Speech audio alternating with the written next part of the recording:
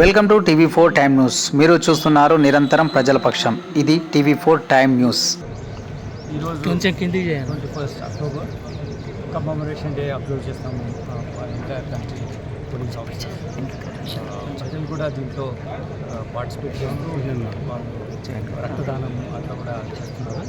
మీకు తెలుసు 21 October 1959 hospitals జరిగినటువంటి కైండ్ ఆఫ్ మసకర్ చైన్ వీడియో కూడా తీసిన తర్వాత వాళ్ళు అంబిష్లో చేసడానికి మన వాళ్ళు చాలా విరోచిత పోరాడి ప్రాణత్యాగం చేశారు. దాని మూలంగా ఎవ్రీ ఇయర్ 21 అక్టోబర్ నాడు మనం ఈ కమమరేషన్ డేని అబ్జర్వ్ చేస్తాం. ఇప్పటివరకు కంట్రీలో పీస్ఫుల్ టైంలో 38,000 పీపుల్ వాళ్ళ లైఫ్స్ను సాక్రిఫైస్ చేశారు.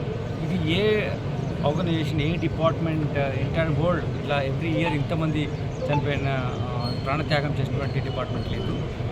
Army, I would lot respect army. Army is protecting our territory integrity, మన సావరెంటీ ప్రొటెక్ట్ చేస్తుంది. బట్ ఆర్మీలో నాకు తెలిసిన when I read somewhere 23,000 soldiers sacrificed their lives, but in the police 38,000 people have sacrificed their lives during the peace time.